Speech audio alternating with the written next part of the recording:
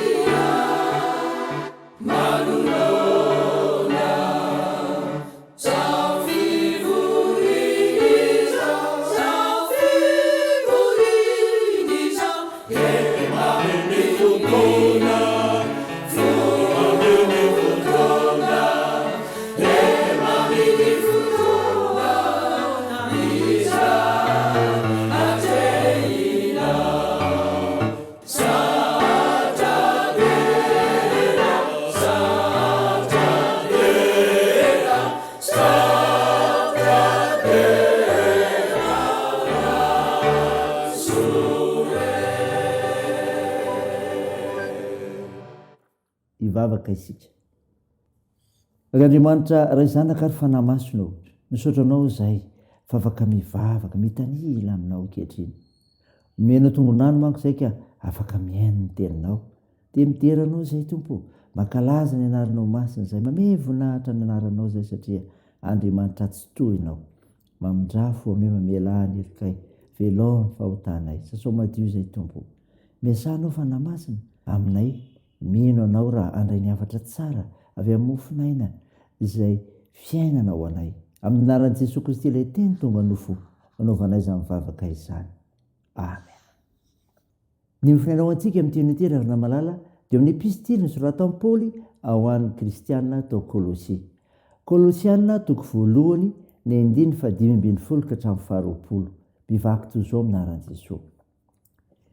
Izy ny endrik'Andriamanitra tsy hita, ny lamatota alohan'izao zavatra rehetra izao. Fatao amina ariana ny zavatra rehetra any an-danitra sy ety ambonin'ny tany, dia ny hita sy ny tsy hita, na ny fiandrianana, na fanjakana, na fanapahana, na fahefana. Izy nariana ny zavatra rehetra sady ho azy zany. Ary izy no talohan'ny zavatra rehetra sady ao aminy no aharetan'ny zavatra rehetra. Ary izy ny lohan'ny tena dia ny fiangonana. Izy ny voalohany dia ny lamatota amin'ny maty, mba ho lohany amin'ny zavatra rehetra izy. Fa sitraky ny iray ho ao aminy ny toeran'ny fahafinona rehetra, sady izy no ampihavany ny zavatra rehetra aminy, ka dia ny rano teo amin'ny hazo fijaliana no nanaova ny fampihavanana. Eny, izy hoy izao no fampihavanana izany, na ny ety ambonin'ny tany na ny any an-danitra. Amen. Ray masino, manamasinana ny fahamarinana, ny teninao ny fahamarinana. Amen. Ravana malala, ao aminao ny fiadanana, amin'ilay Jesosy Kristy ilay tonga hitady sy hamonjy ny very. Mofinainao antsika anio ka andranaytsika teo, Kolôsianina toko voalohany 5:5 hatramin'ny 20. Inona ny voalaza eto? Paoly apôstôly mitondra fampianarana amin'ny kristianina tao Kolôsia, manao ireo fampianarana diso ny hery tamin'izany. Aseho an'eto ny fahalehibiazan'i Kristy amin'izao tontolo izao. Andriamanitra izy, Andriamanitra izy. Jesosy ravina no maneho feno sy tanteraka n'Andriamanitra ray izay tsy hita maso fa inono. O Jesosy, izay mahita ahy dia mahita ny ray. Ny fahalalana an' Jesosy dia mitarika ho amin'ny fahafantaran'Andriamanitra. Jesosy voalaza eto fa lahy matoa. Midika izany fa nateraka izy fa tsy nohariana tahaka ny zavaboary rehetra, ary efa nisy talohan'ireo izy. Tao aminy tsy noho ny aminy ary ho azy no nahariana ny zavatra rehetra, ary mbola izy no antony faharetan'izao rehetra izao. Mananatra ny maha-Andriamanitra azy koa izany. Ampanao Jesosy ka aza mitady Andriamanitra nampanelana afo intsony. Ny fahalehibiazan'i Kristy amin'izao tontolo izao dia izao mpanavotra izy. Voalaza ny 5:20 ka 20 zany. Voalaza eto fa Kristy ny lohan'ny fiangonana, izay hiverina ho fahariana vaovao amin'ny alalany. Lohany mitondra fiainana vaovao no ny fitiavan'Andriamanitra ny olona rehetra, no ny aretan'i Kristy teo amin'ny hazo fijaliana, ka nandatsahany rany ary ny afara tamin'ny fahafatesany mba hanavotana ny olona. Resy ny fahotana sy ny fahafatesana. Vokany vita fihavanana amin'Andriamanitra izay mihinan' Jesosy Kristy. Ny fitsanganana tamin'ny maty no santatry ny fandresen'izay rehetra mino azy, mandalo eo amin'ny fahafatesana ho amin'ny tena fiainana. Izy rery ihany no antoky ny famonjena ny olombelona rehetra, koa manekery havana ary minoa ny mahampamonjy mpanavitra n'ilay Jesosy Kristy. Raisany dia n'Andriamanitra ireo voninahitra. Amen. Hivavaka isika. Andriamanitro, misaotra anao no ny mofinaina ny menao anay izay manambara ny fahalehibiazan'i Kristy amin'izao tontolo izao. Andriamanitra izy sady mpanavitra. Mivavaka aminao zahay ny amin'ny asan'ny fiangonanao, mitory zany filazantsaranao zany, mitory ilay Jesosy Kristy ilay velona mandrakizay tonga monjy izao tontolo izao izay tian'ny olona rehetra ho vonjena. Mivavaka aminao zahay tompony anasitran'ireo marary, nitahinao ny asa fitsaboana.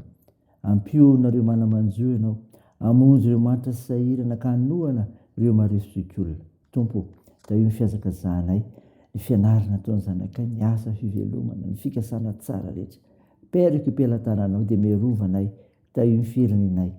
Ny vavakay dia ataon'ny anaran'i Jesosy Kristy mpamonjy anay izay nampandrinay ny vavaka manao hoe: Ranay ao izay ny an-danitra, ao masinina anie ny anaranao ho tonga anie ny fanjakanao atao ny sitraponao etỳ an-tany ho tahaka ny an-danitra mehony an'izy arina sahaza ao anay ary mamela ny elikay tahaka ny namelana izy meloka taminay ary aza mitona anay amin'ny fakapanahy fa manafanay amin'ny ratsy fanao ny fanjakana sy ny hery ary ny voninahitra mandrakizay amen. Raisa finoana riavana malala ny tsodrana tolotra anao aminaran'i Jesosy Kristy.